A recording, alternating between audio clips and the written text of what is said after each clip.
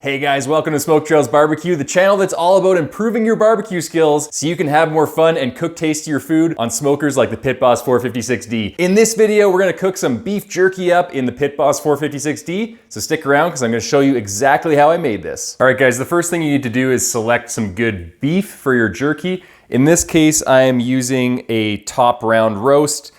Good cut of meat because there's not a lot of interconnective tissue, there's not a lot of fat in it. The fat can turn rancid and chewy, and that interconnective tissue really takes away from the chewing experience. You want the jerky to just pull apart in your teeth, so this is a really good cut of meat for that. And the way that I'm setting up the jerky on the Pit Boss 456D, I'll show you the technique later, so stick around to see that. But basically, I only have about 3.5 inches to work with that hangs down from the top rack. So we have to make sure that we're only cutting about less than 3.5 inches for our strips, and that will tell me that I'm on the right track and I won't be hitting the bottom of the broiler plate and getting all of that dirt and sort of baked on grease onto my jerky. So I'll explain all that later, but for now, all you need to know is don't make the strips longer than 3.5 inches if you're working with the Pit Boss 456D. Okay, so we'll make a cut right here where I measured before. Again, we're going across the grain. There we go. Now we can just start making really thin slices off of this cut. Press it down a little bit just to make it flat. And I'm going to try to get them pretty thin, probably about 1/4 inch. Using a long, sharp knife is a really good idea for this. Really helps out a lot. Also, you can kind of see that this meat is still a little bit frozen. I put it in the freezer for about 30 minutes just to get it not fully frozen, but a little bit frosty, and that makes it a lot easier to cut into thin strips. All right, there we go. So we got our jerky strips all cut up here. I'm not gonna do a wet marinade for this. I'm gonna do a dry brine. For this, I'm going to use some spices.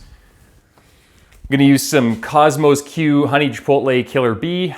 It's very sugar heavy, it's got some salt in it, so it'll do some nice dry brining action. So what I'll do is I'll just lay down a layer of these strips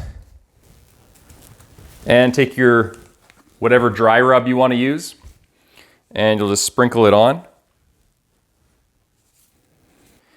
And now we're putting another layer of jerky on top of this dry rub, so it's kind of absorbing that dry rub on that side. And we'll keep on layering it on until you can't see any dry rub anymore. And as we make these layers, the salt in the dry rub is going to start pulling the moisture out of the jerky strips, and it's going to create a lot of liquid, and all that liquid is going to get into all the different areas that weren't covered with dry rub. So you don't have to be too worried about evenly coating everything, because after a few hours of sitting like this and dry brining, the liquid is going to start moving around and penetrating every surface of the meat. Make another layer there. It's kind of like making lasagna, but with beef jerky. You're just making multiple layers, and then you're layering on, in this case, dry rub instead of cheese, but it's the same concept. Now, the reason I make jerky like this sometimes is because I hunt, and when I hunt, I have a lot of deer meat left over.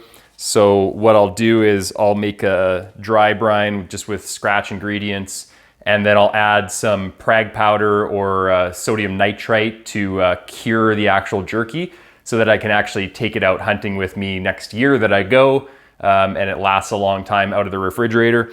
But in this case, I'm just storing this jerky in the fridge, so I don't need to add any nitrites. They're not really that great for you, so if you can avoid them and you don't have to preserve the meat outside of the refrigerator, then it's a good idea not to add them in.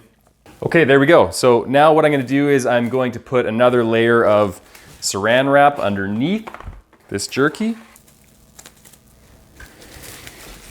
And I'm just rolling this pile of jerky up onto itself. So it's nice and tight. Let's roll it this way too.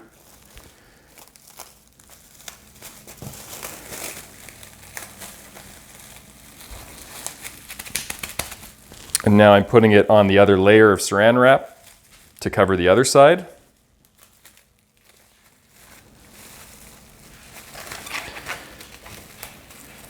And we'll make it nice and tight here.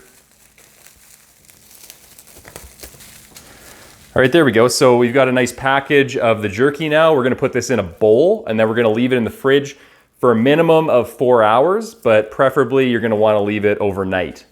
All right guys, this jerky is done dry brining. So I just took it out of the fridge.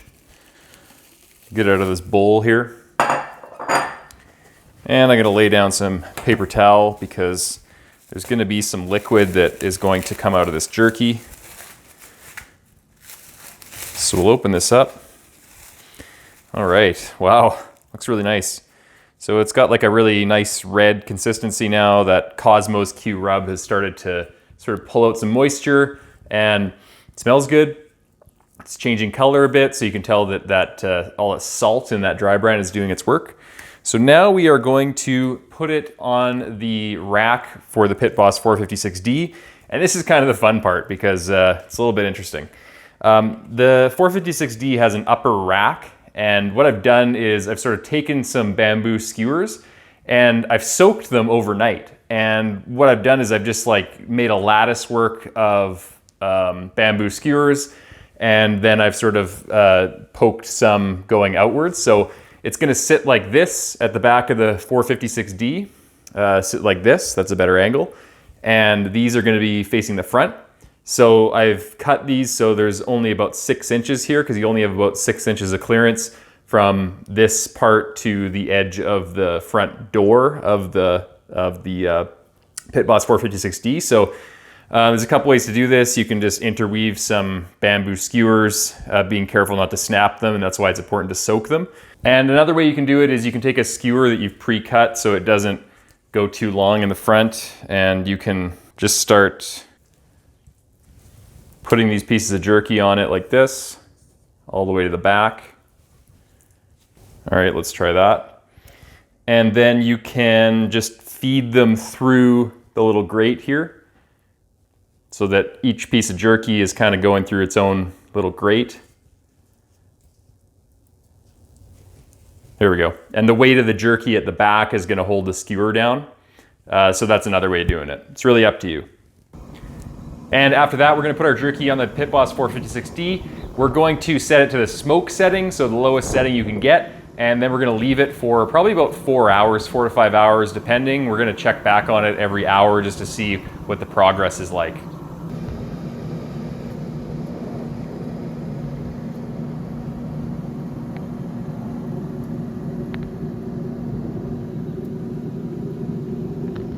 If you guys are looking for more great recipes to cook up in your Pit Boss 456D, then check out this video up in the top left-hand corner. That's gonna tell you how to cook a brisket on your Pit Boss 456D so it's super tender, super smoky, and super tasty. All right, these beef jerky sticks look really good, so I'm gonna dig into one of these now and see how it tastes. Break one off there. That's good jerky.